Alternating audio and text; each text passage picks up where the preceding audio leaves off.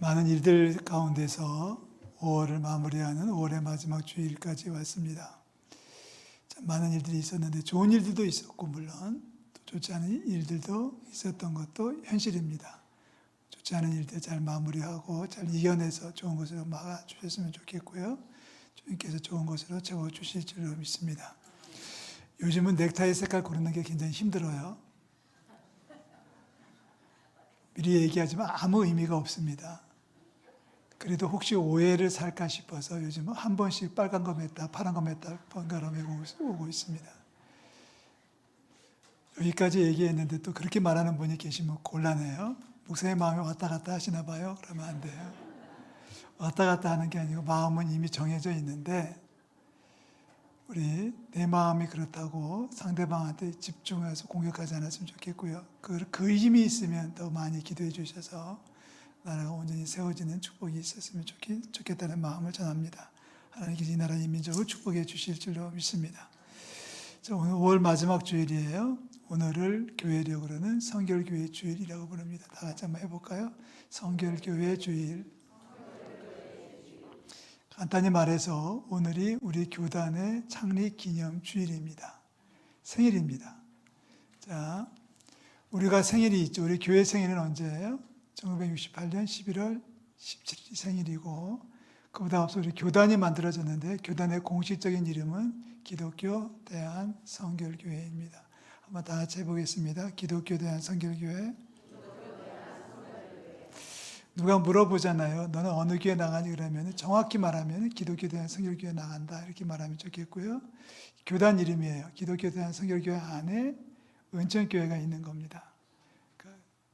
기독교 대한 성결교회는 교단 안에 큰 교회, 공교회죠. 큰 교회 안에 작은 교회, 은천교회가 있어요. 이 기독교 대한 성결교회가 창립된 것이 지금부터 118년, 120년 전인 1907년입니다. 몇 년도라고요? 자, 1907년이라는 얘기는 당시에 한반도의 상황을 잘들 기억하실 겁니다. 아마 세월이 많이 흘러서 1910년, 1905년을 기억하는 분들은 거의 없는 것 같아요. 일제시대를 경험하신 분들이 아직도 덜어 살아계신 분들이 있습니다. 저희 어머니한테 일제시대 얘기를 좀 들었던 기억이 있어요. 저희 어머니 일제시대 말미를 사셨기 때문에 학교 갔더니 일장기에 대해서 국기에 대한 경례를 하라고 하더라. 또 이름을 바꿔가지고 일본말로 불러주더라. 그런 얘기들을 경험하신 분들이 많이 계실 겁니다. 자유가 찬탈되어져 있고 아무것도 남지 않았던 시절을 우리가 살고 있습니다. 전화 잡아주세요. 네. 다 빼앗겼죠. 나라의 주권이 빼앗겼기 때문에 나라 이름도 빼앗겼고 자유도 빼앗겼고 권리도 아무것도 남아있지 않았을 때 모두가 다 낙심 중에 절망감 속에 살고 있을 때에 성결교회 복음이 들어왔습니다. 우리 아까 장로님 기도하실 때 120년 전이라는 얘기는 이미 20여 년 전에 장로교회와 감로교회는 들어와 있었고요. 후발대로 뒤늦게 성결교회가 이 땅에 들어온 것이 1907년입니다. 하나님께서 이 땅에 성결교회를 심어주시기 위해서 미국에서부터 일을 시작하셨어요. 미국의 시카고에 살고 있는 C. 카우만, E. 길버런이라는 두 전기기사들입니다. 평신도들이에요. 이분들의 마음을 감동시켜서 이분들이 낮에는 일을 하고 밤에는 신학교에 가서 성경을 공부했어요. 그러니까 주간 일을 하고 야간에는 성경을 공부했는데 공부하면서 이 길보른과 카우만 두 분의 마음이 뜨거워지기 시작하는 겁니다. 말씀을 공부하면서 자꾸 마음속에 와닿았던 감동이 뭐냐면 동양에 복음을 전해야 되겠다. 동양에 복음을 전해야 되겠다. 그래서 몇몇 분들이 모여가지고 기금을 모아가지고 동양 선교회를 창립을 하게 됩니다. 동양 선교회를 창립해서 기금이 어느 정도 모아지니까 두 분이 이제 대표로 파송이 돼가지고 일본 동경에 성경학교, 성서학원을 창립을 하게 됩니다. 이것이 이제 동양선교회 동경성서학원이에요. 그래서 일본의 동경에 성서학원이 만들어져서 학생들을 받아서 학교를 운영하고 있습니다. 뭐 학생이래 봤자 많지 않은 작은 학교겠죠. 자, 미국에서 이렇게 시작하신 하나님께서 이쪽에서는 한국 땅에서 일을 또 벌이셨어요. 두 사람을 일으켜 주셨는데 한 사람의 이름이 김상준이고 또 두 번째 사람이 정빈이에요. 자, 우리 아버지 이름은 알아야 되겠죠. 우리 핏줄의 아버지 이름도 알겠지만 신앙적 아버지 이름은 김상준, 정빈입니다. 다 같이 해보겠습니다. 김상준, 정빈. 오늘 예배 마치고 식사하러 가실 때 제가 이렇게 두 가지 딱 손가락 하면은 김상준, 정빈 그러셔야 돼요. 김상준만 얘기하면 국이 없고 정빈만 얘기하면 밥이 없습니다. 두 가지 다 얘기하면 밥도 주고 국도 줄 텐데 그래서 오늘은 외우셔야죠. 김상준, 정빈 기억해 주셨으면 좋겠고요. 주먹을 불끈 쥐면 기독교에 대한 성결교회라는 걸 꼭 얘기해 주셔야 돼요. 손바닥을 펴면 1907년을 기억하셔야 돼요. 저도 헷갈리네요. 다 같이 한번 해보겠습니다. 주먹을 쥐면, 주먹을 펴면, 손가락 두 개는 고맙습니다. 저보다 훨씬 훌륭하십니다. 자, 김상준이라는 분에 대해서 잠깐 말씀드리면 1881년생이에요. 평안남도 용강군에서 출생했다고 기록이 나와 있습니다. 어려서부터 한학을 공부했고 아주 전통적인 유교 가정에서 자랐습니다. 그것도 외아들로 자랐습니다. 얼마나 사랑을 받으면서 애지중지 컸겠어요. 어느 아버지가 이 김상준에게 심부름을 보냅니다. 김상준이 인근 마을을 심부름을 갔다가 전도하는 노방 전도팀을 만나요. 여러분 노방 전도가 힘이 있을 줄로 믿습니다. 힘이 있는 줄로 믿습니다. 노방 전도팀을 만나가지고 거기서 예수를 영접하고 주님을 믿기로 작정을 해요. 그날 저녁에 그들을 따라서 이제 집회에 참석했는데 집회에 참석했다가 거기서 큰 은혜를 받고 세례를 받고 세례받는 날 즉시로 상투를 잘랐습니다. 얼마나 아버지와 어머니가 핍박이 심했겠어요. 하나밖에 없는 아들이 어떻게 돼가지고 예수를 믿기로 했다는데 예수가 누군지도 모르겠는데 상투도 자르고 들어오고 제사도 안 하겠다고 하고 이런 식으로 나오니까 얼마나 미웠겠고 얼마나 핍박이 심했겠고 그래서 하인들이 시켜가지고 멍석마리 합니다. 멍석마리가 뭔지 아셔요? 당연히 보신 분들 계셔요? 사람을 멍석에 둘둘둘 말아가지고 모궁동이로 마구잡이로 때리는 것이 멍석마리입니다. 그렇게 멍석마리를 당할 정도로 핍박이 모질었음에도 불구하고 김상준은 신앙을 포기하지 않습니다. 그러다가 결국은 집을 나와가지고 1905년에 일본으로 건너가서 그 학교에 입학하는 거예요. 동영에 도착해서 보니까 성경을 가르쳐주는 학교가 있다고 하더라. 나 가야지 해가지고 거기 가서 성경을 공부합니다. 이것이 1905년도의 사건이고요. 정빈이라고 하는 사람은 그렇게 알려져 있지 않습니다. 나이도 알려져 있지 않은데 아마 김상준 씨보다는 조금 더 후배였을 것 같고요. 황해도 해주 출신인데 다만 10살 때부터 교회를 다니기 시작했다고 그래요. 그러다가 일본에 공부하러 갔다가 거기서 성사학원에 등록을 해가지고 김상준을 만나서 두 사람이 같이 기도하면서 우리 고국당의 복음을 전해야 되는 뜨거운 가슴을 불태우기 시작합니다. 그래서 1907년에 한국으로 돌아오게 되고요. 돌아와서 서울 무교동 영곡이라고 하는 곳에서 북을 치기 시작합니다. 북을 쳐가지고 사람들이 모이면 예수를 전했고 예수를 전해서 영접한 사람들이 모이면 저녁에 모여서 집회를 했어요. 그것이 동양선교회 복음전도관. 첫 번째 복음전도관의 모임이 시작된 것이 1907년 5월 30일. 그래서 5월 30일이 성결교회 탄생일로 기록하고 있고 해마다 5월 마지막 주일을 성결교회 주일로 지키고 그리고 성결교회 주일을 지내면서 내일 모레부터 교단 총회를 하게 되는 겁니다. 그 후에 1907년에 교회가 세워지면서 1911년에 성서학원, 우리도 학교가 하나 있어야 돼가지고 1911년에 지금의 서울신학대학교를 창립하게 되고요. 이름이 몇 차례 변경되다가 1921년에 공식 이름을 쓰기 시작하죠. 굉장히 길어요. 조선예수교 동양선교회 성결교회라고 지었습니다. 동양선교회 조선예수교 동양선교회 성결교회는 기억 못해도 지금의 이름은 기억하셔야죠. 기독교. 이거 되게 쉽네요. 전 주먹만 쥐면 되는군요. 시작.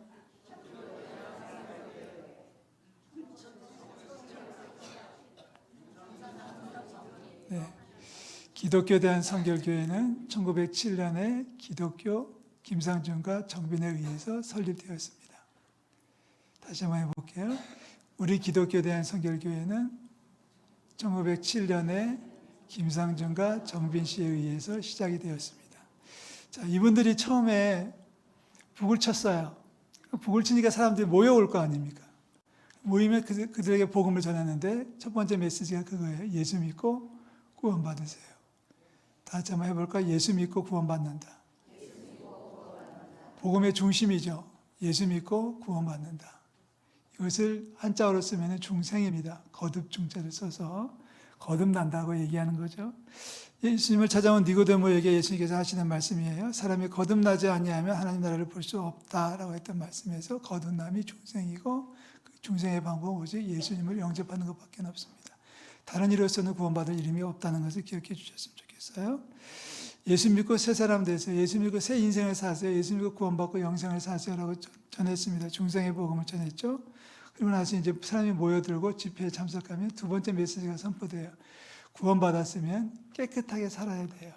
다 같이 해볼게요. 구원받았으면 깨끗해야 됩니다. 그동안에 얼마나 많은 죄가 많았습니까? 세상에 유혹이 얼마나 많았습니까?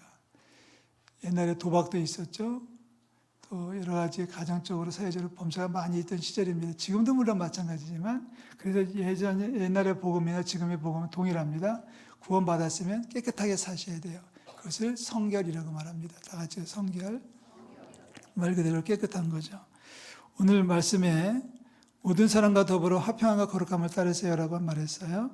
화평함, 서로 사이좋게 살아야 되고 서로 사람과 사람의 관계 속에서 거룩해져야 되고 사실 우리가 산에 들어가서 혼자 살면서 거룩해지는 것은 쉬워요. 전기도 들어오지 않는 산골 깊은 곳에 가가지고 난 텔레비 안 볼 거라는 말하는 것은 누구나 할 수 있어요. 텔레비가 안 나오니까. 그죠? 나는 산골에 들어가서 깨끗하게 살 거야. 지금 우리가 말하고 있는 성결은 산속에 들어가서의 성결이 아니라 세상에 살면서의 성결입니다. 모든 사람과 더불어서 성결이에요. 여러분의 가정에서, 여러분의 일터에서 성결의 복음을 누리는 축복이 있기를 축원합니다. 레위기에 그런 말이 계속 등장하죠. 내가 거룩하니 너희도 거룩해라. 이 거룩이라는 얘기는 구별됐다는 얘기고요. 뭔가 다르다는 얘기예요. 세상 사람들은 다른 거죠. 지금 다른가요? 적어도 겉모습은 분명히 달라요. 너무 예쁘고 너무나 천사 같고 너무나 거룩해요. 이 모습이 집에 가서도 그대로 인정받아야 되고 아무도 내가 그리스도인인 걸 모르는 그런 사람들 앞에서도 그런 모임 속에서도 그런 장소에서도 거룩해져야 된다는 사실을 기억해 주셨으면 좋겠습니다. 다시 이야기합니다. 혼자 앉아 있을 때, 혼자 머물 때에 거룩이 아니라 사람들과 어울리면서 사람들 사이에서 성결해져야 된다는 말씀을 기억해 주시면 좋겠습니다. 자, 두 가지 했어요. 중생, 성결. 세 번째 뭐예요? 신유 뭔 얘기하는지 아시겠죠? 자, 사람들에게 얘기합니다. 초대교회, 성결교회 지도자들이 얘기하는 겁니다. 예수 믿고 하나님의 백성이 돼서 깨끗하게 산다면 주님께서 건강의 복을 더해 주실 줄로 믿습니다. 중생한 자가 성결의 경제에 이르는 자가 누리는 축복입니다. 뭐 건강의 축복만이 아니겠죠. 물질의 소욕도 다스릴 수 있을 것이고요. 마음의 미움도 사라졌을 것이고요. 또 세상의 두려움도 사라졌을 텐데요. 이게 신유예요. 걱정 없이 아픈 것 없이 아파도 주께서 치료해 주신다는 것, 설령 주께서 치료해 주시지 않는다고 할지라도 주님께서 우리를 영생에 이르도록 인도해 주실 것을 믿고 살아가는 것 신유입니다. 우리 세 번째 축복도 누리셨으면 좋겠어요. 중생한 자가 깨끗하게 사는 성결의 축복을 누리고 성결의 축복을 누린다면 주님께서 건강의 축복도 더해 주실 줄로 믿습니다. 마지막은 재림이에요. 재림, 주님께서 다시 오신다. 당시에 소망이 없잖아요. 사람들이 사는 게 재미도 없지만 소망도 없거든요. 뭐 가능성도 열려있지 않습니다. 오늘 죽을지 내일 죽을지 모르잖아요. 너무 힘들 때 말씀이 선포됩니다. 힘들어도 참으십시오. 주님께서 곧 오실 겁니다. 주님께서 오시면 새 나라와 새 땅으로 새 하늘과 새 땅으로 우리를 인도해 주실 겁니다. 새 시대가 열릴 겁니다. 지금 힘들다고 주저앉지 말고 조금만 더 참으십시오. 참고 기다리십시오라는 메시지를 계속해서 증거했습니다. 이 땅에서의 삶이 끝이 아니에요. 우리 하나님께서 건강 주시면 장수의 축복을 누리시고 하나님께서 데려가시면 영생의 축복을 누리시는 저희 여러분들 되시기를 주의 이름으로 축원합니다. 우리에게는 천국이 있잖아요. 우리 모두는 하늘나라의 시민권자잖아요. 할렐루야. 주님이 다시 오신다는 이 말이 일본의 경찰들이 볼 때는 난리도 아니었습니다. 아니 주님이 다시 오셔서 세상을 심판하신다? 일본 사람들이 볼 때는 세상을 심판하시는 것은 천황이 심판하는 거예요. 일본의 황제가 심판하는 거예요. 어떻게 니네들의 재림주가 심판하냐 그래가지고 교회를 핍박해서 결국 교회가, 기독교에 대한 성결교회가 폐쇄가 되는 경지가 이르렀습니다. 폐쇄됐다는 얘기는 예배를 못 드리고 교회당에 들어오는 것을 경찰들이 막아서 출입을 못하게 막고 못을 쳐가지고 출입문을 차단하는 것이 폐쇄입니다. 몇 년 동안 그런 폐쇄되는 수모를 겪게 되는데, 그러면 그럴수록 기독교 성결교회 성도들은 더 뜨겁게 일어났던 것을 기억합니다. 여러분 많이 보셨을 거예요. 우리 교단 마크를 이렇게 보시는 분들, 교단 마크 주세요.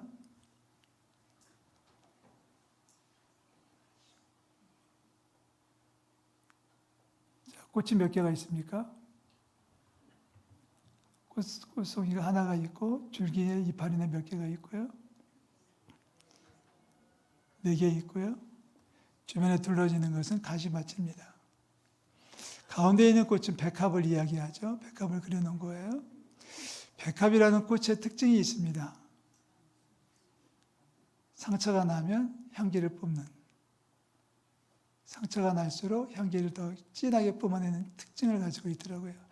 여러분 꽃집에 가가지고요, 백합을 딱 하나 고르셔가지고 이 백합은 향기가 없어요 라고 말하지 마시고요. 궁금하시면 송곳을 꼭 찌르세요. 주인 모르게 손톱으로 찍으세요. 걸리는 것은 제 책임이 아닙니다. 손톱으로 상처를 내면 상처가 났기 때문에 향기가 더 진하게 품어져 나고 멀리 가는 것이 백합화의 특징입니다. 백합화가 주변에 가시 덤불이 있어요. 그래서 가시밭에 백합화예요. 찔리면 찔릴수록, 상처를 받으면 상처받을수록, 힘들면 힘들수록, 어려우면 어려울수록 더 진하게 향기를 내뿜는다고 해가지고 가시밭에 백합화입니다. 줄기 4개, 이파리 4개가 있는 것은 중생, 성결, 신유, 재림을 상징적으로 보여주는 그림입니다. 우리 성결교회 교단 마크예요. 네, 우리 교단 마크입니다. 여러분 주변에 찾아보시면 이 교단 마크도 많이 있고 교회 마크도 따로 있고, 가시밭의 백합화를 기억해 주셨으면 좋겠습니다. 제가 지금 중생, 성결, 신유, 재림을 이야기했는데 이것을 사중복음이라고 말합니다. 4가지 중요한 복음의 기초다. 말씀을 전할 때, 전도할 때, 가르칠 때 전도 표제, 전도의 중심 테마로 사용했던 것이 중생, 성결, 신유, 재림입니다. 다시 한번 반복을 한다면, 첫 번째 예수 믿고 구원받으세요. 두 번째 구원받았으면 성결하게 사세요. 세 번째 성결하게 사는 자들에게 주님께서 건강의 축복을 더해 주실 겁니다. 네 번째, 지금 힘들다고 해서 낙심하지 마시고 주님 다시 오실 테니까 기다리세요. 참고 기다리시면 주님께서 축복해 주실 줄 믿습니다. 이 4가지 복음을 강조를 했었습니다. 120년 전에 강조했던 전도 표제지만 지금도 동일합니다. 왜요? 복음은 예나 지금이나 달라지지 않거든요. 예수님은, 하나님은 예나 지금이나 달라지는 분이 아니기 때문에 하나님이 전하시는 복음의 내용은 똑같습니다. 예수 믿고 구원받으시기를 축복합니다. 구원받은 확신이 있다면 깨끗하게 살아가기 위해서 노력하십시오. 그리고 깨끗하게 살아가는 분들에게는 주님께서 건강의 축복을 더해 주실 줄로 믿습니다. 지금 힘들어도 주님 다시 오실 줄 믿고 그때까지 참고 기다리는 자들에게 주님께서 복의 복을 더해 주실 줄로 믿습니다. 오늘이 성결교회 주일이에요. 그래서 오늘은 다른 찬송 안 하고 우리 교단과 성결교회 노래를 부르려고 합니다. 주보에 인쇄를 해서 드렸어요. 어떤 분이 그러더라고요. 목사님 칼럼 쓰기 싫어서 교단가 싫어버렸네요. 그래서 내가 그랬습니다. 다음 주에는 현충일의 노래를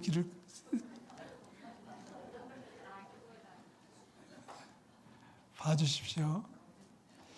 집에 갖고 가셔서 불러보시고 또 같이 노래 같이 했으면 좋겠습니다. 가사 한번 볼게요. 1절 복음의 선고자들 더 닦은 교회.